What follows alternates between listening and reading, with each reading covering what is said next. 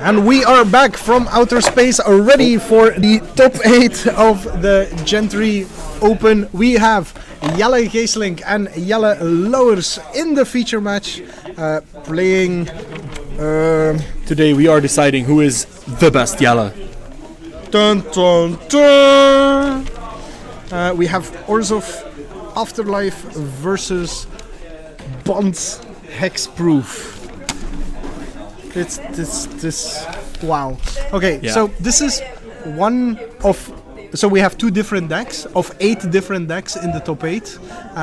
Should be very interesting. We'll try to keep you updated on what happens in the other matches as well. Yeah, we'll do our best. And as we see, Jelle Lauwers starting off with a powerful start, forest into Llanowar Elves. Llanowar Elfen. Though I do think Jelle chose the better art here in comparison to the M19 art. It's the wrong border though. Yes, true. Very true. Open the gates on Jelle's side. I would play my land. betas. Fair enough. Just for bragging rights. Oh yeah, like Dylan always does. So, Simic Guildgate out of the deck after an open the gates for Jelle Lauwers. I was wondering why, where's this... It's right there. Can you go tell him? Yeah.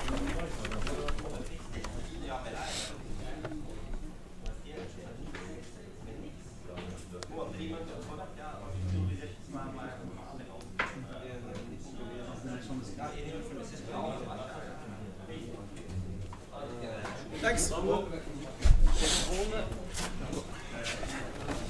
There we go. I pointed out that the second playmat is actually, in fact, the edge of the screen. So Yeah, it's actually functional. It's not just yeah, there. exactly.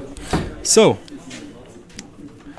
Nothing happened. yeah, I noticed. Open the gates to get the Simic Guild. Jelle Geesling got a swap and deploys an oligarch on the other Jelle side of the table, apparently. Like, the oligarch is literally on the other. It's a part of the Jelle psychology. I think your boom stand lost this. Ah, yes, it did. Here comes the boom. I need that as a button. Here comes the boom. Jade Blugler? No, Blade Juggler. Jade Blugler. Fuck. Blade Juggler. Blade F-bomb. Jugs. Blade Jugs. Drawing Jelle a card. Sending Jelle down to 18. Yeah, we should probably use last names. Not just say Jelle. So, Jelle Lauwers opens the gates again.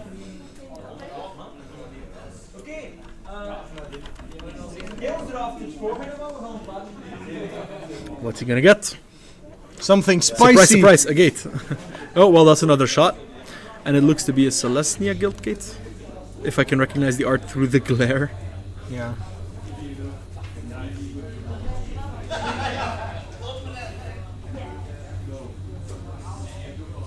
So why did we pick this matchup? One, because we wanted to showcase Orzhov Aggro. Geesling is playing with the most popular deck of this event. The fact that there's only one in the top 8 is statistically representative for a 1 in 5 chance, which doesn't really bode well for the deck that has been touted as the ultimate deck in the format. Well, see, it's very good against the top decks of the format, but it fares pretty poorly against decks that play Card of the Carnarium and more off-meta decks, more creature-heavy, big beater decks. Second Blade Juggler for Jelle. Geesling going down to 17 and drawing another card. So, Jelle Geesling putting on the pressure. Oh. Let's see what Lauwers can do about this. Well, Niels is messing with our viewer. Jelle Lauwers, casually resolved the Teferi. Decides to tick it up to 5. I have the feeling you were being sarcastic. Hero, not Lord. Ah. So, ticked it up, untapped 2 lands, has 3 mana available now. Jelle Geesling plays Assault Formation, I think, for something formation. Yeah, you probably should have specified a set though. Unbreakable Formation. 3 mana, his creatures are now indestructible, or well, would have been indestructible. Target player discards negate and taps 2 lands. Basically. So, after that negate, Gijsling is swinging everything towards the Teferi. And Teferi dies. Gijsling follows up with a Adanto Vanguard to represent a hugely impressive board state of a potential 11 damage. Jelle Lowers deploys a Vanguard of his own. And another Vanguard of his own to provide some blockers. Ja, ça va. Dus we praten stiller als de Secret Information is. Yep, thanks. So Vanguard's obviously worse at blocking than at attacking. Even if just for the fact that they don't get their +2/+0 bonus. Gijsling sending it all in, as is to be expected here. Jelle Lowers in the ropes. 1 land, 1 land where else untapped. Let's see what he does about that.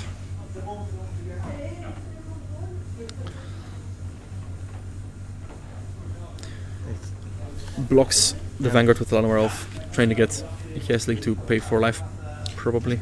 There's a problem with the Adanto Vanguards is that they're horrible blockers, Yeah. like we said already. Yeah, exactly. Paying for life just to keep the blocker around. Might as well not have blocked then.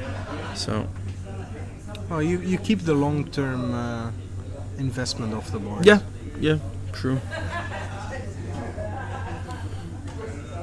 Okay, so Gijsling decides to pay the 4 life so that his Vanguard does not die. Let's see if Lowers wants to do the same thing. Tom, this is the first match of the top 8. This is not the last round of Swiss. Yep, we're already in top 8. That is indeed going smoothly.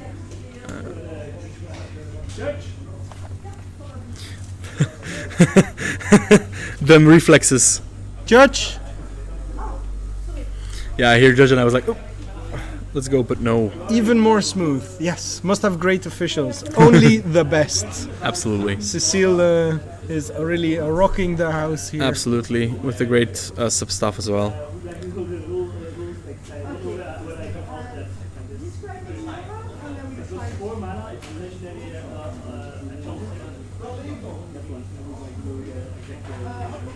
It's Okay, so an what's oracle happening? request. Yeah. Jelle Gijsling is asking for the oracle text of On Sarah's Wings.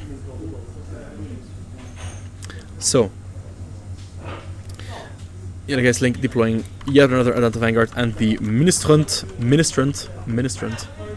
not Minister of Obleo, Ministrant of Obligation.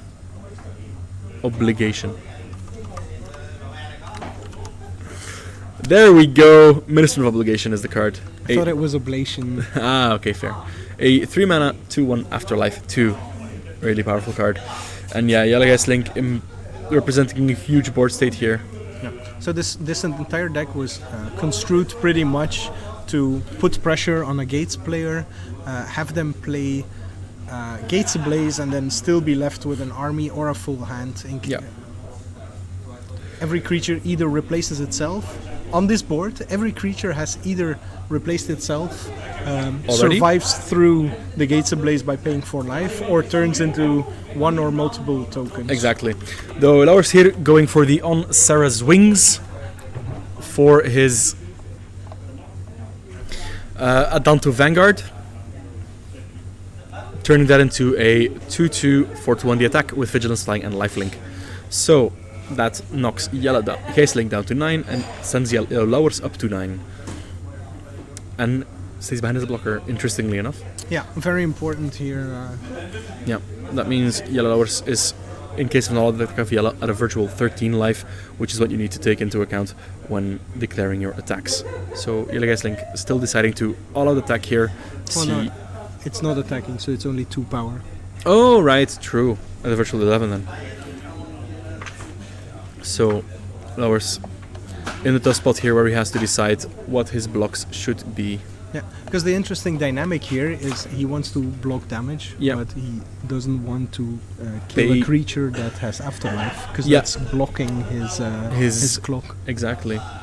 So he wants to make Hexlink lose his ground creature or his non-Afterlife creatures. Hexlink is in a spot where he probably does not want to activate the vanguards, so killing those is definitely doable. The biggest problem here is that Jelle lowers.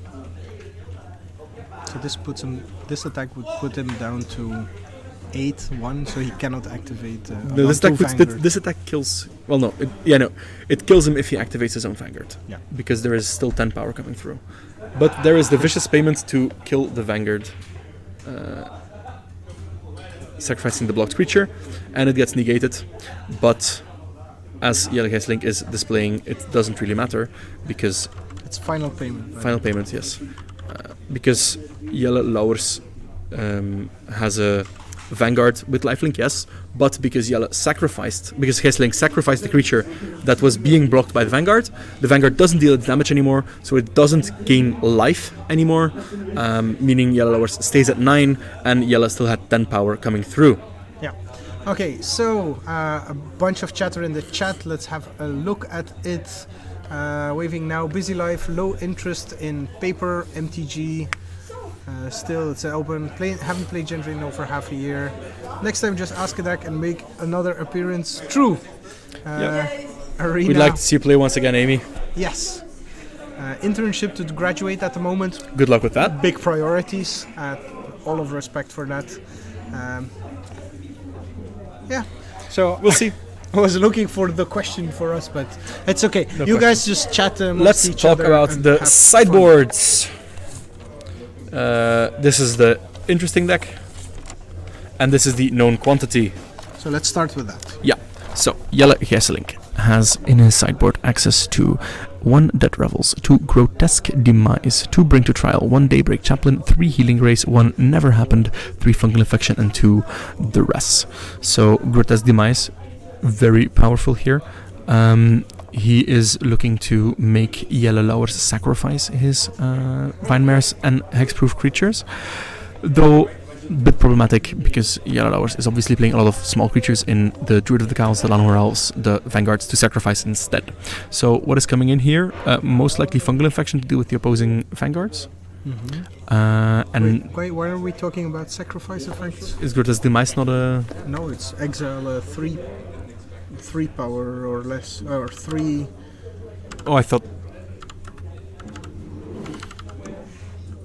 Yeah. Ah, yes, okay, never mind what I was saying then. Then he has no sacrifice effects in the sideboard. Then I think you just bring in the 3 Fungal Infections? I don't know. I mean... Are they even good enough? I don't think so. I mean, they get rid of a Llanowar Elf. I mean, the Bolt the Birds. The Vanguards? Fungal Infection kills the Vanguards. Yeah. Very relevant. Yeah. Yeah. But anyway, we're unclear on Jelle Hexlink's sideboard plan. But Jelle Lauwers. Jelle Lauwers has 3 Crushing Canopy, 3 Bishop Soldier, 3 Adamant Will, 1 Daybreak Chaplain, 1 Bring to Trial, 1 Blessed Light, 1 Celestia Locket, 1 Negate, 1 Essence Scatter. So, pretty laborious as well. Yeah. I think he wants the Bishop Soldier just as body. Yeah, just for some more early bodies. Can agree with that for sure. And I kind of like Adamant Will as well in this deck. Because the Indestructible is very relevant against Jelle's removal that he has seen, and the removal that Jelle might be bringing in, such as the Fungal Infection, also gets juked by it because it gives it +2/+2 as well. So Adamant Will, a pretty powerful card in the matchup here. So that's probably what's coming in, along with maybe some soldiers. Yeah. Yeah. Interesting. Not much changes in the dynamic of the match. No, I think they're both just they don't really have dead cards, either of them. They're just improving on certain aspects of their decks with more efficient versions of the cards. Also, I thought Jelle Lauwers was favored in this match, to be honest. But this didn't look like it. I don't know. I don't know if he's favored. I mean, the Orzhov aggro deck is really putting on a fast clock, while also providing important removal. So Jelle Lauwers' path to victory here is that Vinemare plus a lifelinking enchantment on it. Yeah. but that might just be too slow. But that just get it doesn't get double. It does not get double blocked because of the flying. and also because of the no black creatures blocking its claws. Ah, All of the Afterlife tokens are black. relevant now. Definitely relevant. So as Tom is asking for the top 8 decks, maybe a quick switch over to the bracket. Yeah. So let's have a quick look at the bracket. All the other matches currently are in game 2. But we don't know who is no. playing in those game 2, sadly. So, Pepijn de Greze is on Gates Unblazed, Yeah. the non-red version of The non-red four-color. 4-color control gates. Yes, Yes. Against Arthur Hugaard, who's on Blue Red a Tricks. Flash from the Past, Blast from Yes. the Past. Aggressive is it? Yeah, we're watching Jelle v Jelle. Kobe is on Esper Esper control. control. Ian is on mono green ramp, and I think, he was the top seeded player when he started drawing. And then Ben van Hal is on just as big a surprise on Kitty Deck Supreme. No, it's not dinosaurs. It's a lot cuter. Sabrolins made it to the top 8 of this event. Absolutely. And then Ruben Notes is On mono blue. Mono blue, yes. The Mythic Championship port into Gentry. So yes, nice reappearance by Gentry, by Pepijn, definitely. Let's go back because we are already in the next game with a Druid of the Cowlet and 2 Vanguard and an Oligarch Yes. squaring off. Ooh, Midnight Reaper on Jelle Gijselink's side. That's one of the rares. Interesting card for sure. Will allow every creature of his that dies to draw him a card, as well as all the other benefits that most of his creatures have when they die. So interesting card for sure. Though it does support a Grindier match, which is not the strongest path to victory he has in this matchup, in my opinion. Yeah. Not to say it's bad for sure, but Yeah, the chat remarked there's pretty diverse decks after all the Gate Sphere. Yes, Yeah. so we have 8 different, considerably different decks in the top 8. Yeah. Like, not even, well, this Gates deck doesn't look like this other Gates deck. No, Yeah. we have 8 different exactly. The decks. only argument you can make is that Pepijn and Koba's decks are very similar, and they are in a sense. But Pepijn, he plays Rams, he plays mainly Rams, and Growth Spirals as different, which turns the dynamic completely on its And head. Colossus, no? Koba also plays Colossus. Oh, right. I mean, you play Gates anyway, then Colossus is just a great win condition.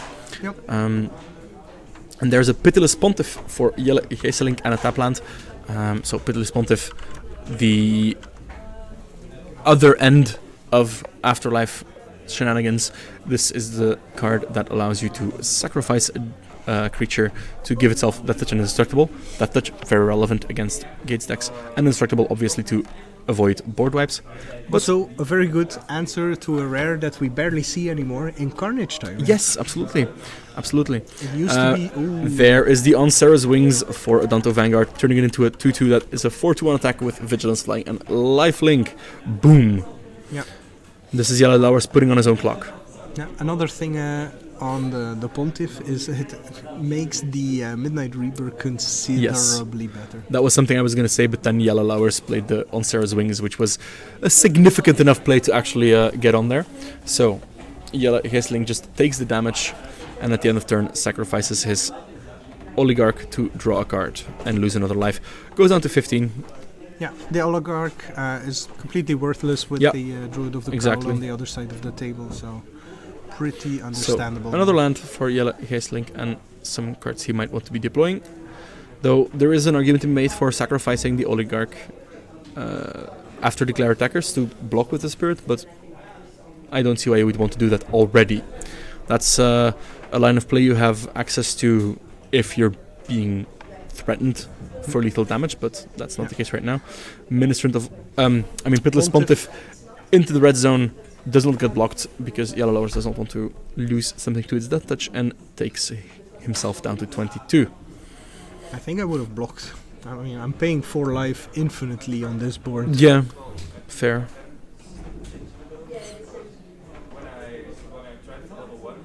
And two more Imperious Oligarchs. So as we said, not the most impressive card on this board, but it does sack very nicely to the Midnight Reaper to allow Jelle to draw his way out of this. Well, to allow Jelle Gijsling to draw his way out of this.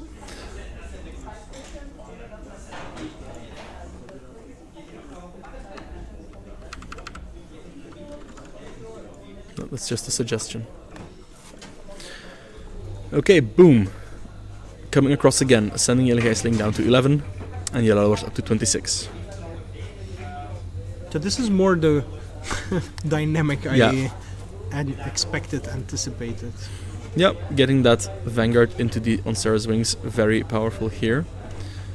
Follow up with the Vinemare, an even better target for the enchantments, because as you can see on this board, Jelle Gijsling has literally not a single creature that is able to block said Vinemare. Yeah. Cycles through another oligarch. Exactly, looking for anything that lets him deal with the flying Vanguard. Or a Vinemare. Yeah, well, the Vinemare is a lot less easy to deal with, I would say. Yeah, Jelle has the removal to take care of the Vanguard, right? Well, I mean, he has the removal, but none of it that does not get blanked by its ability. So he had Grotesque Demise, and doesn't he play Yeah. Vicious Offering? He does not, as far as I know. I see none in the list. Ah, so no Vicious Offering, No, he has access to No those moment two of- grotesque demises from the sideboard to deal with this thing, and that is it. Jelle Gijsling deploying a Martyr of Dusk and an Adonto Vanguard to widen his board up even more. The question is, will that be enough in the face of a Vinemare that can be blocked now, thanks to the Vanguard and the Martyr of Dusk, and a Adonto Vanguard that's in the air that will just keep on churning through any 1/1 Spirits Jelle Gijsling makes. Yeah, double block time? No, not even forcing it. No, just one. just- so, yeah. Does not give him the lifelink. Pull it through again. Don't get a card because it's a token creature. Yeah. And I think So Reaper says non-token creature. Yes. Yeah. So he just blocks and then sacrifices it before damage. The creature is still blocked, but no damage was actually dealt, so there's also no lifelink. Yep. At least Jelle lowers isn't going up. Yeah. But it's still there as a very annoying blocker. I mean, even as a blocker, it will still just see the attacker that it is blocking get sacrificed to prevent the lifelink. But I mean, sure, you're preventing your opponent's lifelink, but you are also The funny thing is, card disadvantaging yourself.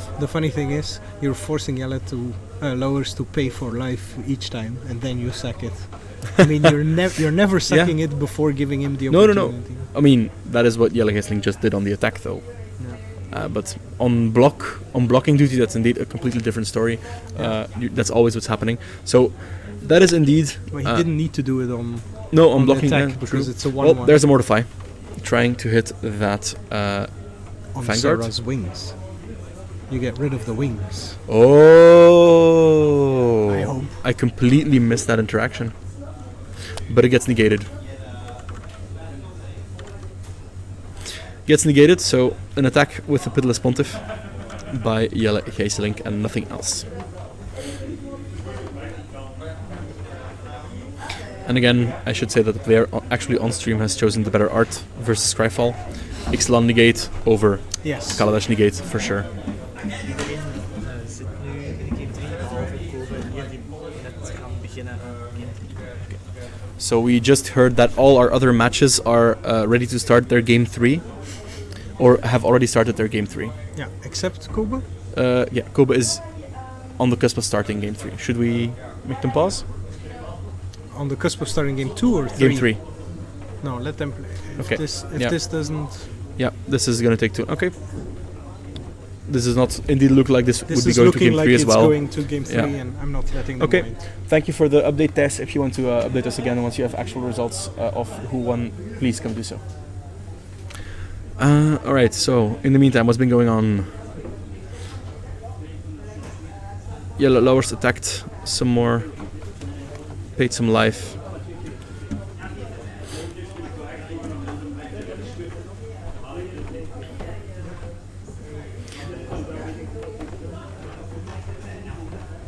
Lowers here gaining 2 off of blocking with the Vanguard on the attack with the Pontiff, which became indestructible due to its activated ability. Alright, and the turn goes to Yellow Lowers. Oh yes, and a Vanguard for Jelle Gijsling. It's funny how all 8 of the Adento Vanguards are in this match. Yeah, true. Adento Vanguard, by the way, in my eyes, underrated cornerstone of Gentry. Agreed. It's absolutely it's a powerhouse. I had a friend who was playing on Thursday in leaderboard events with a Boros aggro mentor deck, and I was like, "Are you playing Vanguard?" No. Well, it's bad in mentor, but Yeah, it's bad in the mentor theme. But he was going for a Boros aggro that incidentally had mentor, so it was like, all right, Vanguard. Yes, it's an insane card. Okay. so does a Danto Vanguard work with Cavalcade of Calamity? I don't know the exact wording of Cavalcade of Calamity, but Whenever a creature with power 1 or less attacks, deal 1 damage. I would say no. Based on the same thing that we had with the Goblin token or whatever it was last time. No, it's with the Scoundrel. Ah, yes, It's exactly. the same ability. Yeah. Oh, yeah. And same reasoning, yeah. In the meantime, the Vanguard has been dealt with Yeah, with through the grotesque demise. So this changes the power dynamic on the board significantly. Jelle Geeselink attacking with Vanguard, Pitiless Pontiff, and Midnight Reaper into Jelle Lauwers' Vinemare and Druid of the Cowl. Very importantly, keeping back the Martyr of Sands because it's Dusk, the only yes. Dusk because it's the only creature That can block the actually Vinemare, block. absolutely. So, interesting situation here for Jelle Lauwers. Does he want to block? And if yes, how exactly does he want to block? Because there is absolutely a case to be made for blocking a Vanguard with a Druid of the Cowl, as he is doing here indeed, to see if Jelle Geeselink is willing to pay the 4. Because if he does and you get through with that Vinemare, you just straight up kill him. Yes, we're so- we're still a Sarah's wings on the Vinemare away Yeah. from ending this. Well, with no interaction on Jelle Geeselink's side, Yeah. importantly. So Also- Jelle Geeselink loses 1 on the death of the Vanguard that he allowed to die. And yes, that is not optional. Jelle Geeselink could just straight up die to his own Midnight Reaper triggers. I become Sean Connery. So, Where is Jelle Post getting all combat. these cards from? Midnight Reaper. So that lands for Jelle Geeselink and passes the turn after playing a Vanguard. Vanguard, also a blocker. And he now has Yeah. 3 power to kill both of them. Oh yeah, absolutely true. But decides to just block with his Martyr of Dusk, feeling that, you know what, I don't need to kill your Vinemare, I can just kill you.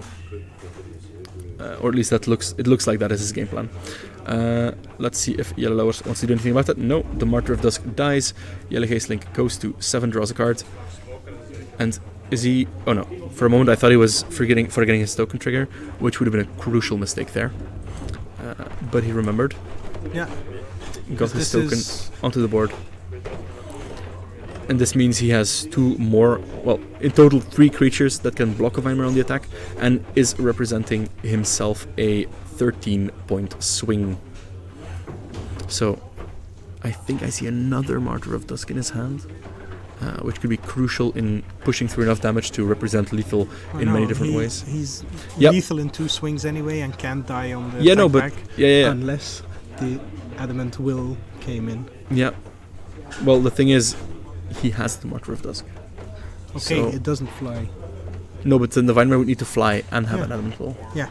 And the Jelle Geeselink cannot have anything that stops the Vinemare, the enchantment. So, starts off with the Dead Revels, taking back 2 of the white creatures, another Martyr of Dusk, and another Adanto Vanguard, I should say. So there's the Martyr of Dusk again, there's the Vanguard, boom, boom, Martyr of Dusk, boom. Yeah. So, And we see by Jelle's Geeselink's demeanor, yeah, he he's knows confident. this should be over. He knows this is over, but there is an out. Jelle Geeselink is entirely tapped out. Jelle Lauwers does play enchantments that grant flying. There is a way for Lauwers to win the game here, but does he have the cards required? I mean, it's obvious. amazing how many cards Geeselink Yeah. drew of that. That was absolutely insane. So the thing is, right, if you're Lauwers here, you know you're not surviving the next No, swing, and that- he doesn't have an answer. That's the game. And Jelle match. Geeselink takes the match 2-0 in a game 2 that seemed to be going on the lower side, but that Midnight Reaper. Ooh, man, the value of the Midnight Reaper was absolutely insane. So